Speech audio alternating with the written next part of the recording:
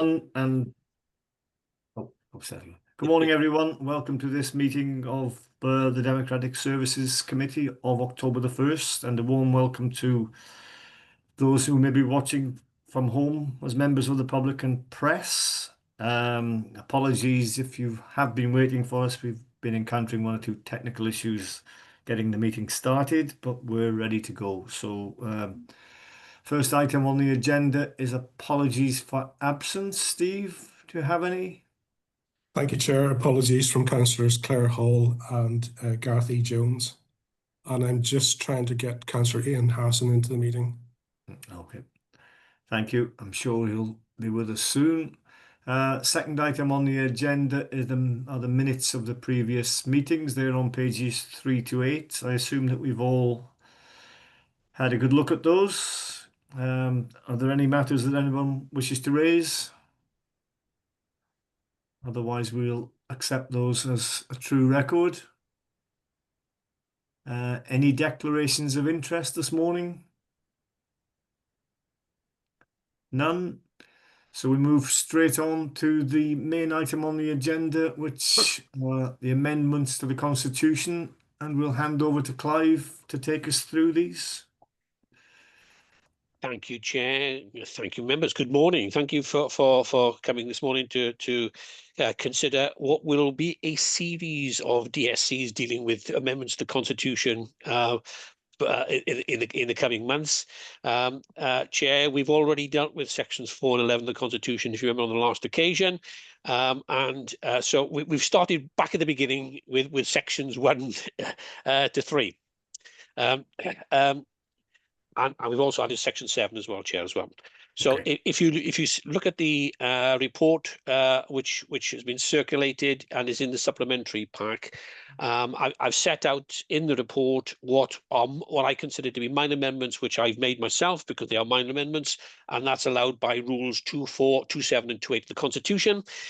So if I go to section 2 of the report to start with, Chair, you'll see any amendments I make, of course, have to be reported to DSC and to full council, and hence that's what I'm doing at this moment in time in section 2 of the report.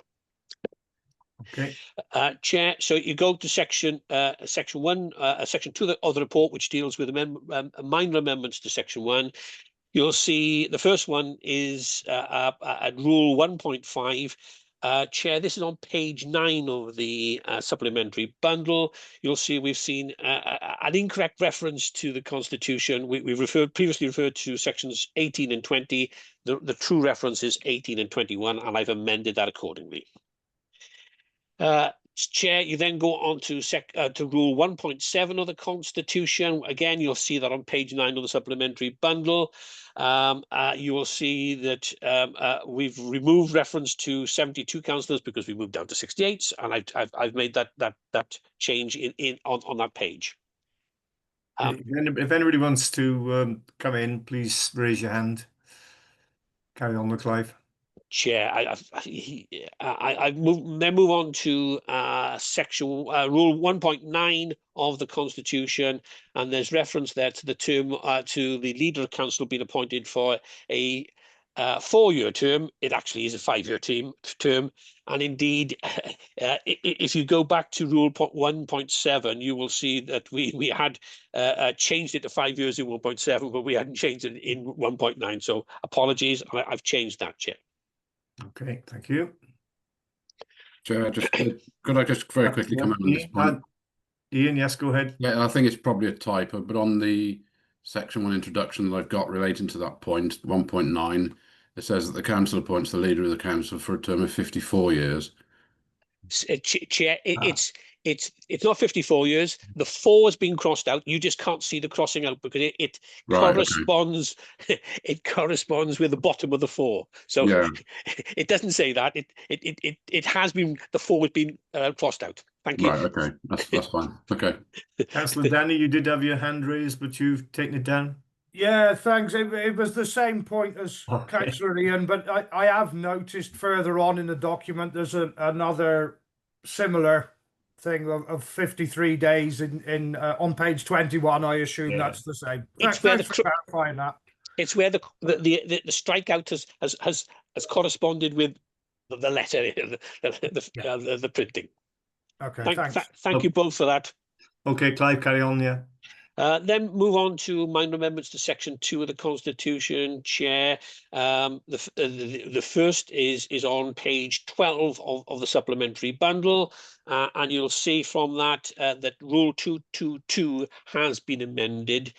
The previous definition of the corporate joint committee needed updating and bringing to reflect the actual wording of the Corporate Joint Committee General Wales Regulations 2022, and I therefore inserted that into the document at Rule 222. Okay, we all fine with that? Yep. On the same on page 13, Chair, you'll see that the definition of heads of services has been amended because the definition within the existing Constitution provides to reference to strategic directors, and of course we no longer have strategic directors, so I've removed the reference to that. Chair, again, Rule 2.2, the definition of deputy chief officer has been amended. Again, the previous reference referred to directors as being deputy chief officers, but of course now that we've changed the structure, it's only reference to heads of service. Okay, Councillor Denny? Yeah, back to the previous point about the strategic directors.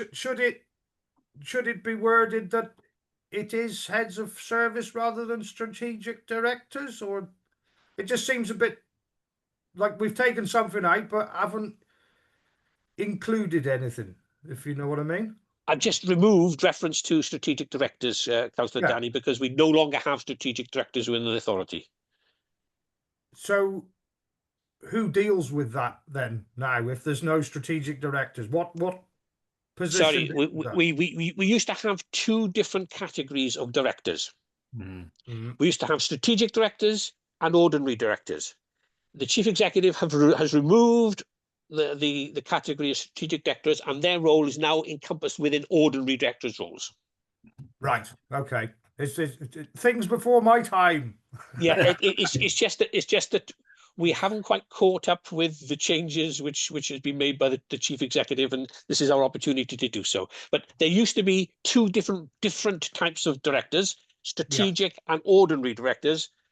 There is no longer. We've taken out a line in the structure, and all those responsibilities have been encompassed within the role of a director.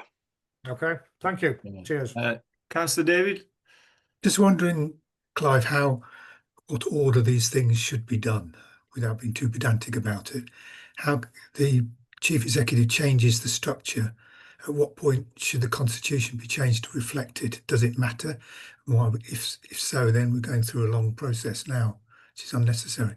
The chief executive can make the change in the structure as he or she wishes, and it's for me as the monitoring officer to catch the Constitution up, and hence coming to Democratic Services to catch up.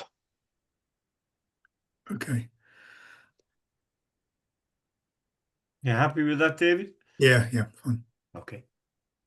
Okay, Clive, we can move on. Chair, so we're then on to the definition of leader, which is on page 14.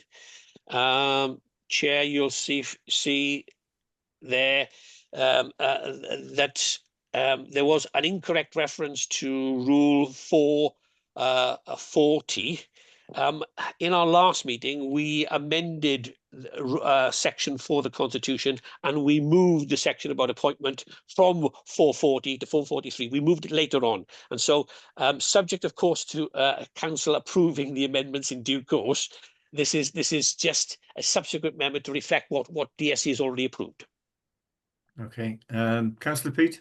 Yeah, thanks, Chair. I just wonder, I'm not really one for definitions, but I saw there it talks about a job share, but when we come later on, I didn't see anywhere in the definitions what job share actually means, and I don't know if that needs some clarity.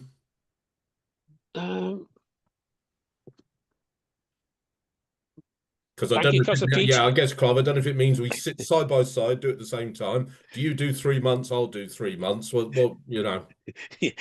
Exactly. Chair, I'll take that on board. And if it's okay with members, I'll take it on board. And before this comes to council, I'll come back to this committee to confirm. If I think that job share should be included, I will. And I will include a definition. If not, I'll tell you why not. If that's okay with members. You happy with that, Pete? Yeah. Okay, that's fine, Clive. Yeah. Okay. Thank you, Councillor Pete. Chair, on the same page, there is a a definition of local representative within the planning protocol. Members will recall that some time ago we removed the planning protocol from the constitution itself because it kept being amended, and it meant we kept having to amend the constitution. So we hadn't taken out those references to rules 1982 to 1989, where the planning protocol used to be and is no longer. So we've simply taken that out. Okay. All happy? Yeah.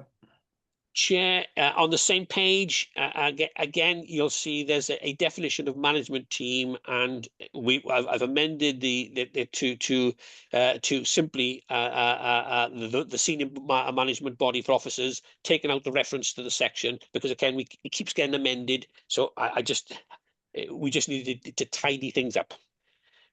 Chair, we've all, and of course on the last occasion we looked at section 11 as well. So we've already done section 11, and so this is a tidying up exercise. Okay. Chair, I'm sorry, I'm going back now to page. Sorry, I'm going on. Sorry, to page 16 of the bundle, and page 16. In my report, I have referred to a second definition of management team. Those eagle-eyed will know that it wasn't management team at all. It's supposed to reference the corporate improvement plan. Apologies for that.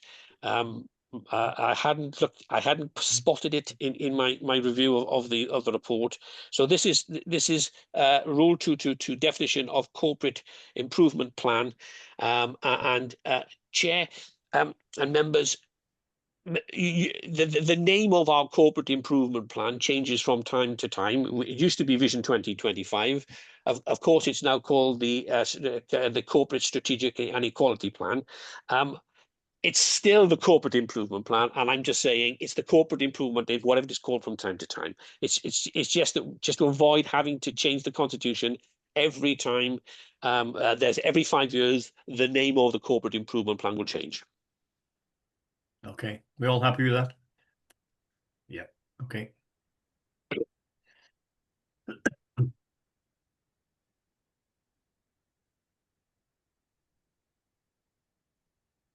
Chair, we're on to rule 273, which is on page 18. You'll see that there's I've simply made a minor change to the definition of what a minor change is. It's just a change to the title of any role of officers. The reference there to senior leadership team and proper officers wasn't really necessary, so I've taken it out just for clarification purposes. Okay. Welcome, Councillor Ian. Yeah. Good morning, everybody. Sorry, the technology beat me this morning. Nice to see you. Thank you for coming. So then moving on to section 3 and page 22 of the supplementary bundle. And again, this is a deletion of rule in rule 3.9b. To remove reference to strategic directors. Earlier indicated that the chief executive has removed the structure chart the role of strategic directors, and their roles have been subsumed by the ordinary directors. So I've taken that out. Chair, that concludes the references to amendments which I've made as minor amendments within the Constitution, and then we now move on to section 3 of my report, which deals with issues which need approval of both DSC and eventually, if DSC recommends them to full council, it needs the approval of full council. So, Chair, I'm on to section 3 of the report, and this appears on page 21 of the supplementary bundle. Chair, this is a matter which has been brought to your attention by the chairs of scrutiny. Chair, if you recall, the chairs of scrutiny contacted you by email indicating that they had 2 concerns. The first concern was that they were not having sufficient time within the current Constitution, sufficient time to consider fully the papers that were in front of them. The current Constitution provides that the agenda is published 3 clear days before the date of the meeting, and the recommendation from CLT is that we make this 5 clear days. 5 clear days is essentially set a full working week, because it includes the weekends as well. So this gives everybody a whole week in which to review the papers, Chair. So that was the first thing, and I'm hoping if we can discuss that first. So that was the first issue, and you'll see within my my report that I'm also asking, because if we are proposing to move to 5 clear days for scrutiny, should that 5 clear day rule apply to all papers being issued by council, whether that's for cabinet or for full council? So, Chair, I think that's a convenient spot to stop at this moment in time and debate this proposed amendment. Yeah, thank you, Clive. Does anybody have any views on this? Councillor Peets? Yeah, thanks, Chair. Yeah, I think it's a good idea with the volumes of paper that we get these days, and sometimes the complexity of the papers. Could I also just be clear? So a clear day would include a Saturday, a Sunday, and a bank holiday.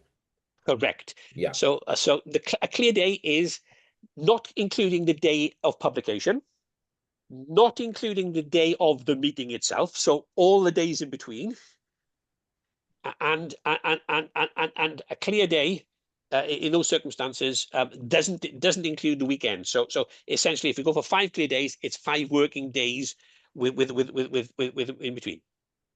Okay, thank you. Councillor Ian? Yeah, that's one of the things I wanted to ask, but also this is just for my own clarity, really. This is specific just to scrutiny. That's the question I've asked. The recommendation is for scrutiny. Mm-hmm. But for me, if it's good for scrutiny, I'm asking DSC to consider whether it should apply to all papers issued by council. Yeah. I have to say, I think it should, but yes, that's my point, really, because I think it should, but it doesn't really make it clear on here. It's a no-brainer to me, particularly, you know, things like planning, for instance. Sometimes they get planning gets 5 days anyway. Planning gets 5 days. Does it? Right. Okay. Oh, that already gets 5 days. Yeah. Okay. Yeah. Okay. It's been a while since I was on there. I can just remember getting 600 or 700 pages and thinking, how the hell are you supposed to read all that? Well, yeah. From my view, it should be all as a minimum, really, but obviously open to discussion. Thank you. Councillor Denny? Thank you. Yeah, I agree with it fully, because we do have some massive documents to follow. But I could be going up the wrong tree here, but I seem to remember something. This is a very vague description, you'll have to excuse me. I seem to remember something we discussed in full council about emergency procedures or something that was, I can't remember what it was entirely, but things that could be dealt with and changed instantly. Does this come into that area? I can't even remember what it was, but it's just something in the back of my mind. Last year sometime, possibly. I don't The- recall, but Clive, you may. Yeah, I think you were talking, what you may be talking about is a section in the Constitution, Councillor Danny, which will relates to call in and the ability to call in. Generally, all decisions of cabinet can be called in, provided that they are within the criteria of being outside a budget or outside policy. But in circumstances, the chair of the relevant scrutiny committee can agree to waive the right to call in exceptional circumstances. I think that's what you're referring to. The procedure is set out in section 7 of the Constitution. That doesn't really apply to this. But thank you for asking the question. Yeah, okay, thank you. Councillor Peach and then Councillor Ian. Yeah, thanks, Chair. Yeah, just to be clear, I do agree with Councillor Ian and Clive's point that this should go beyond scrutiny. So the examples for me are things like audit and governance and finance panel and the volume of papers we get there. So yes, I would support going beyond scrutiny. Councillor Ian Harrison. Thank you, Chair. Yes, could we therefore spend some time considering the definition of exceptional circumstances, because that extra delay is relatively significant and things may crop up in that ensuing period. And I think we need to be very clear what we mean by exceptional circumstances. Yeah, is there a definition of that somewhere, Clive? The definition, but this, as I said, exceptional circumstances are relate to the call-in period only, not in terms in relation to the issue of agendas. Yeah. Yeah. Which is further on in this.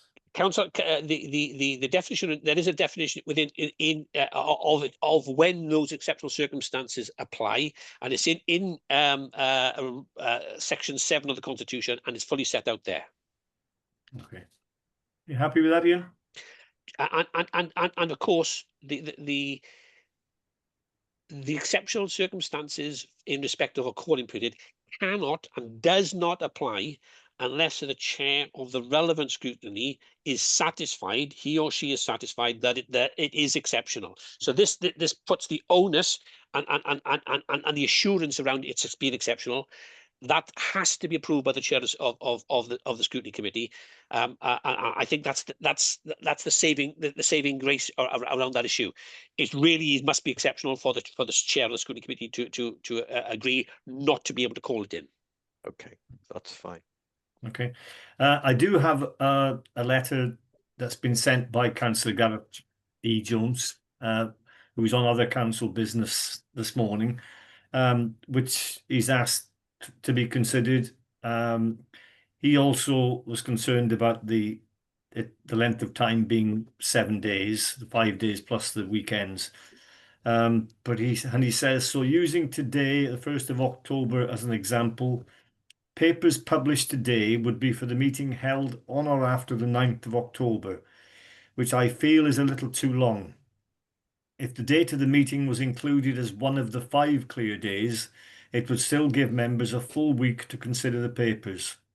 The other option would be to make it 4 clear days, which would still give members the papers a full week before the meeting.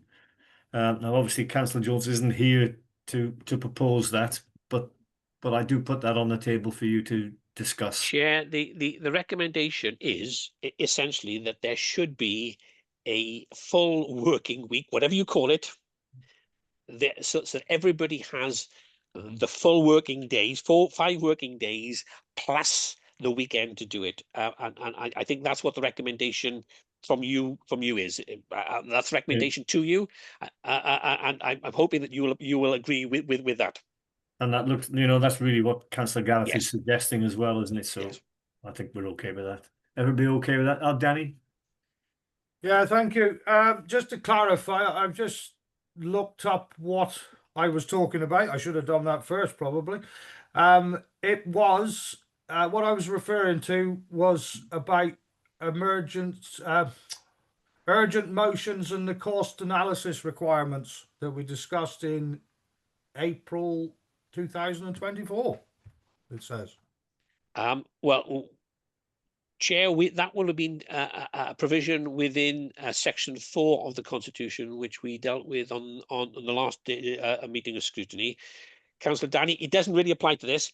Can we take that matter outside of this meeting? Because I really want to understand what your question is. And then perhaps we'll deal with it. If we need to come back to DSC to consider that, we will, if that's okay with you. You okay with that, Danny? Yeah, but well, no, it was just some.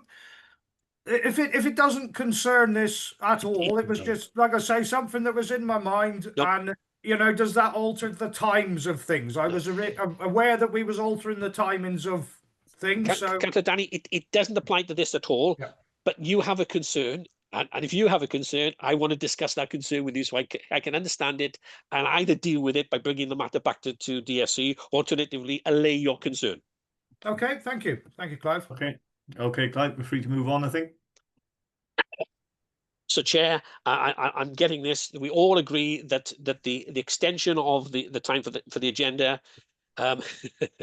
if approved by full council, so it won't be for, you make sure it won't be for the council coming up in October. That won't apply to that one. It'll apply onwards after, if that's approved by full council. Yeah, I think we'll all agree. And it will apply to all meetings of council. Mm-hmm. Yeah. Thank you for the clarification. I'm really grateful for that.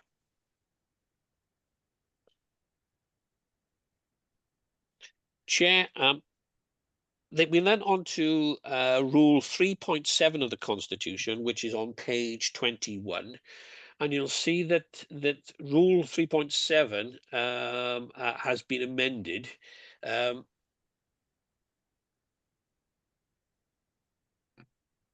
To remove reference to non-confidential background papers which will not be published on the website but shall remain open for inspection for a period of 4 years. Chair, we don't need that in the Constitution anymore, because all non-confidential papers are issued on the website. They are there. So it's a contradiction in terms. So apologies. I'm not sure why it was there in the first place, but it shouldn't be there. Okay, Councillor Peat.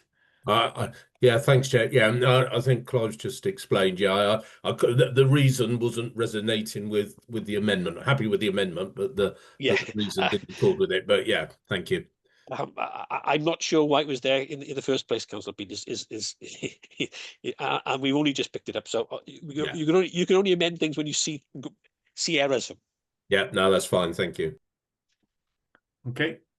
Chair, then we're on to section 7 of the Constitution, which is scrutiny, and one of the other things which I said the chairs of scrutiny raised with you is dealt with in this section of the report. Okay, so I'll deal with that now, because it's the important part. So the First Amendment to the scrutiny section relates to pages 27 to 29, and you will see from pages 27 to 29. He says, if I can get to it,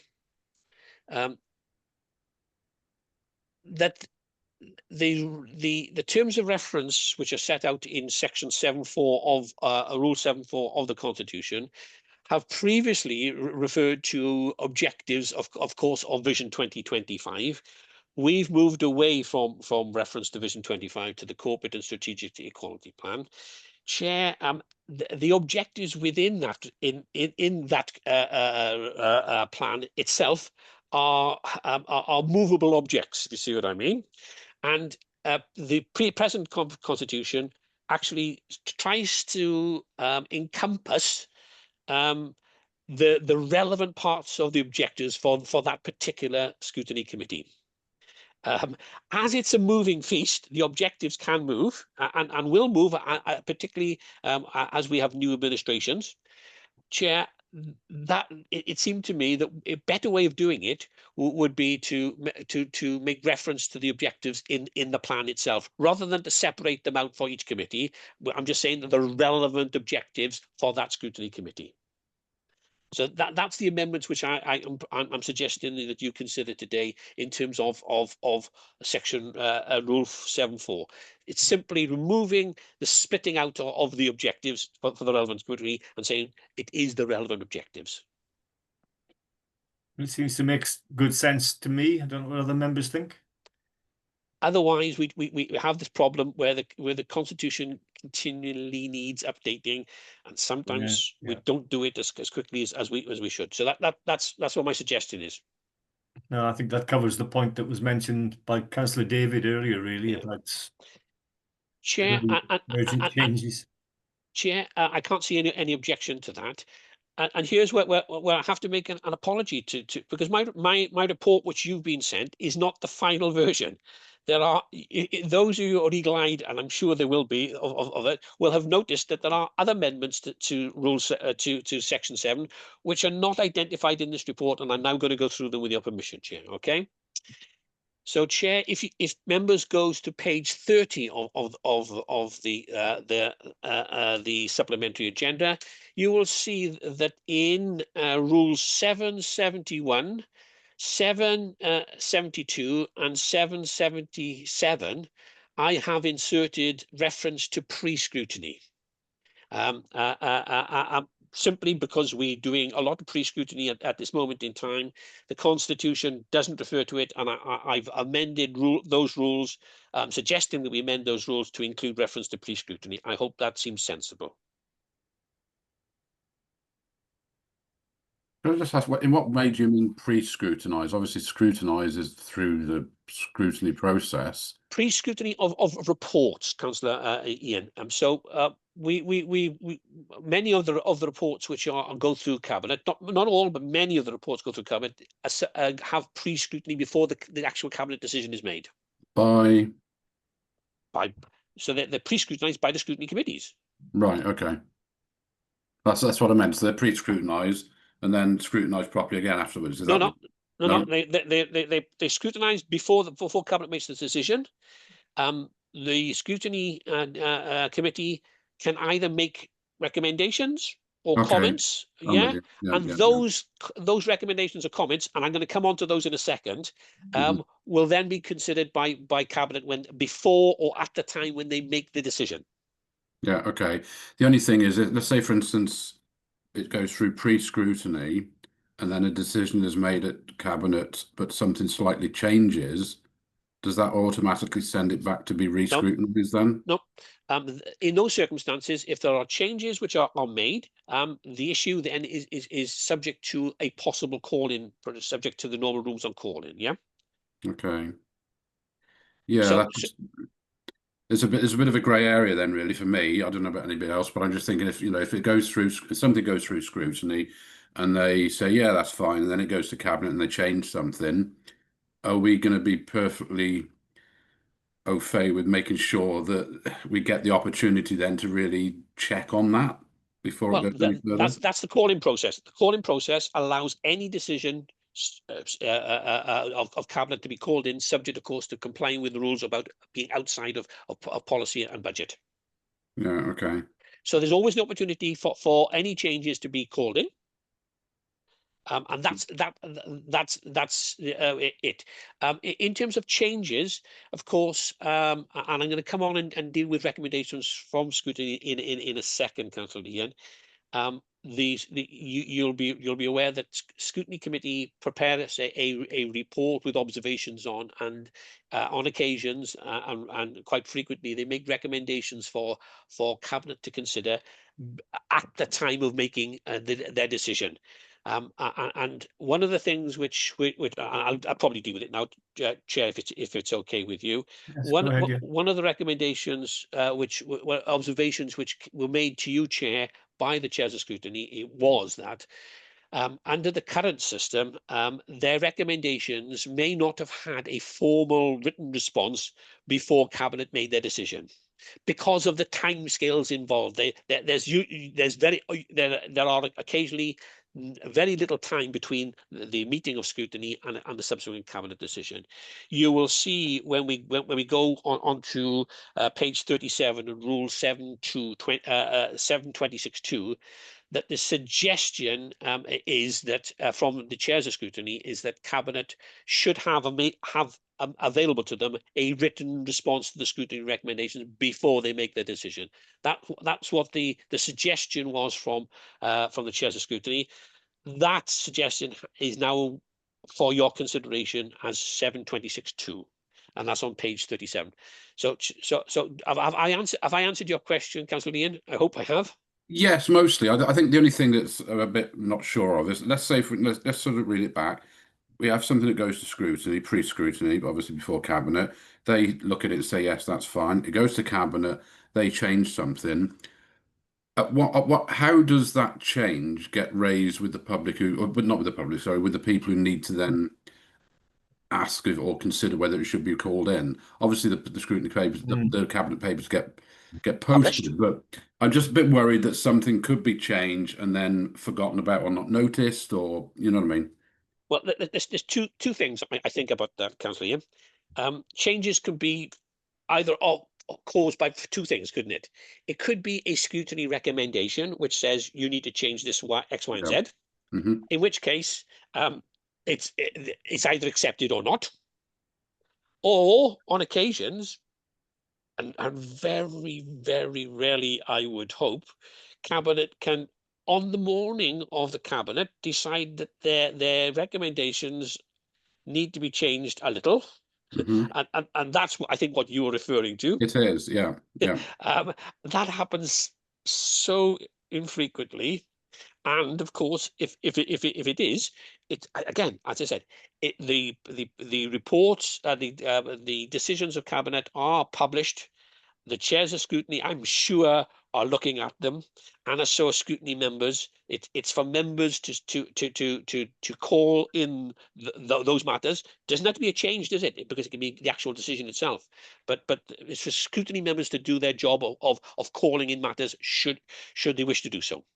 Okay, that's fine. I understand that now. The only thing I would request, I don't know if this is feasible or not really, is that if something does happen and there is a change, that those changes are made to stand out, made bold, whatever, so that if somebody from scrutiny goes to have a look, and if a massive long paper, for instance, it only takes a few words to change something significantly, which could be quite easily overseen. So basically what I'm trying to say is that if something is changed, let's make it blatantly obvious so that those people scrutinise it, get the opportunity to recognise it. Yeah, I can see exactly where Councillor Ian's coming from, Clive. Not sure. Chair, I without think really scrutinising everything that's going on in cabinet, things can easily sneak through that we're not aware of. Well, I'm sorry. I disagree with sneak through, Chair. Well, That's not what happens. Wrong word. The wrong word. And I'm sorry. Every decision of cabinet is published. It is fully published and available to all members and to members of the public. Councillor Ian, I'm not sure how we would incorporate that into the Constitution, but if it's okay with you, can I take that way and deal with it in terms of a protocol about how we publish? Yeah, because that's what exactly. I mean, to me, the ideal scenario would be for instance, once the papers are published, is maybe to have an addendum at the bottom or something, notes, whatever, to say changes, asterisk. Yeah. Here we are. Yeah. So that anybody could see straight away, this is what they've changed. Councillor Ian, I think that we can do that rather than amending the Constitution to do that. I think we do that via a publishing protocol. And I'll have the discussion with Steve and the team, and if it's okay with you, I will report back to DSC about how we feel that can be dealt with. If that's okay with you. Yeah, sounds good to me. Good, thank you. Thank you, Clive. Councillor David. I was trying to remember any sneaking throughs. Sorry, it wasn't the right word. Sorry, David. At the end of a 3-hour meeting, sneaking is not the word I'd ever use about making decisions. Anyway, my point was about whether there is a definition of what pre-scrutiny is. We know what scrutiny is, and the whole of this section is about it. There's a new way of doing it, adding in pre-scrutiny. Does it need defining? And if I may have missed it, it may be here, but no, there's no definition. I think we all know what it is. Well, do we? Well, don't we? Pre-scrutiny of reports. Okay. I'm more than happy to change the word pre-scrutiny to read pre-scrutiny of reports. Add the words of reports. I think again, I think that might help in terms Yeah. of, so there's no misunderstanding about what is happening. So I think- I'm going to add, Chair, if it's the will of DSC, I'm going to add the words of pre-scrutiny of reports to cabinet. So where we say pre-scrutiny, I'm going to add those words, scrutiny of reports to cabinet. The only thing I can think of is whether it's trying to reword the way, because obviously we're talking about two different ways of scrutinising something. Scrutinising something before a decision has been made, or something after it. Scrutinising after a decision has been made. Obviously, you're using pre-scrutinise to mean that it's going to happen before a decision has been made, but it doesn't really. I think what the point that David's making is that doesn't really explain that just by using the words pre-scrutinise. I totally accept what both Councillor Ian and Councillor Davis said. My suggestion, Chair, is pre-scrutiny of reports to cabinet. Would that be assistance? I think so. Yeah. Okay. Something along those lines, yeah. Councillor Danny? Yeah, thanks. I'm just really agreeing with Councillor David and Councillor Ian, really, because initially when I read that, I instantly thought it was along the lines of like the pre-meetings we have in scrutiny, because I've never been involved in cabinet, so I thought, oh yeah, that's fine. But then as everyone's been discussing, I've realised that that's not the case at all. So I do think it needs to be a bit clearer as to what it sets out, but I think what you've proposed, Clive, sounds good. Thank you, think. Councillor Danny. I appreciate that. I'm not hearing, Chair, any dissent from that view. So No. if I it's think we're if all it's agreed. okay, we all agreed. I'll amend section 771, 771, 772, and 777 to read what we just said. If that's okay. Chair, if I could then take you to page 32. Chair, and 712.6. This is a section dealing with co-opted members. You'll see it starts on page 31, and Chair, this is a belt and braces amendment, proposed amendment, to formally record in this part of the Constitution that a co-optee cannot be the chair or vice chair of a scrutiny committee. Chair and members, the word chair had not previously been in the Constitution, but because if you think about it, all chairs of scrutiny committee are appointed by full council in the first place. So therefore, the chair of scrutiny cannot be a co-optee. So this is a belt and braces section just to make it absolutely clear that that can't happen. It physically can't happen because all chairs of scrutiny are always appointed by full council. You happy with that? I'm happy. Everybody Yeah. okay with that? Yeah. Chair, and then on to page 37, and this is something which I've referred to before. And this is the concern raised to you, Chair, by those chairs of scrutiny, that the recommendations that they were making to cabinet did not have a written response available to cabinet before cabinet made the decision. They are taken into account, they're always referred to, and usually there is a verbal response given during the course of the meeting. The chairs of scrutiny thought that it would be a better process if a written response was available to those recommendations before cabinet made the decisions, and hence the recommendation for amendment to 726(2), Chair. This basically says that cabinet will not make a decision on the report unless a written response is available before the cabinet meeting.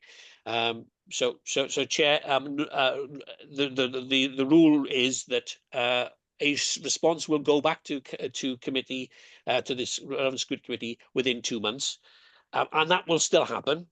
but what this recommendation is saying is that there should be a written response available to Cabinet before they make their decision. That's to accommodate the concerns of the chairs of scrutiny. Yeah, I think personally, I think this is a matter that gets raised quite regularly in scrutiny committees. So I'm fully support this one myself. Nobody wishes to come in, so that one's okay, I think, Clive.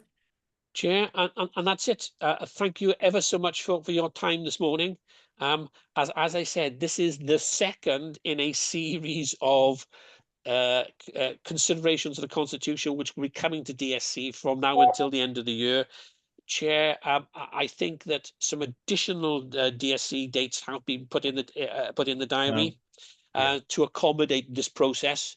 And so can I thank members for coming to this meeting at relatively short notice. It was a couple of weeks, but still, it's important that we consider these matters and make recommendations for consideration by full council.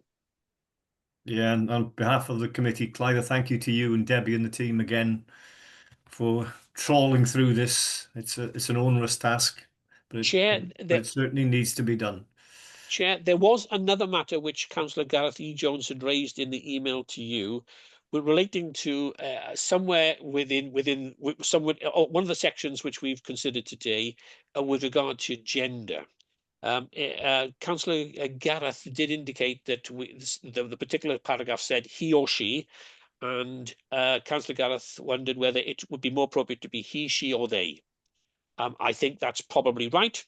But Chair, we do have this already covered within section 234 of rule 234 of the agenda. If members go to page 17 of their supplementary bundle, you will see that 234 says, unless the context requires otherwise, the singular shall include the plural and vice versa, and words expressed in any gender shall include any other gender.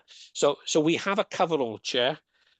I will attempt to go through the Constitution again to amend he, she to he, she, they. I will do that. That will take some time to do because it's a huge document, as you know. But in the meantime, 234 makes provision for that. I'm sure Councillor Gareth will be happy with that. Chair, and unless there's anything else, I thank you for attending. Well, Councillor Peat wants to come in. I don't know whether he's got something particular for you, Clive. Yeah, no, thanks, Chair. Yeah, just looking on further down the pages after 726, there are some further changes. I think they're in blue. Chair, well spotted, Councillor Peat. They should not be in blue because we've already approved those changes. We've already done that, huh? Yeah, you can never get enough of a good thing, Clive. So yes, you're right. There, because I spotted it as well. I thought you might, Councillor Peat. This is 728.5 and 739, and they shouldn't be in blue because we've already made those changes. We've already done them. Lovely. Thank you very much. But thank you for spotting it. I think that concludes the business on the agenda. So I thank all for attending this morning. Chair. Oh, sorry, Steve. Chair, if you look further down the agenda, once we end this formal public part of the meeting, we're going to have a demonstration of the Councillor Hub that colleagues have been developing. Oh yes, sorry, we have. Are you going to be able to do that virtually? Are you? Hopefully, Gemma, yes, we'll be able to do that.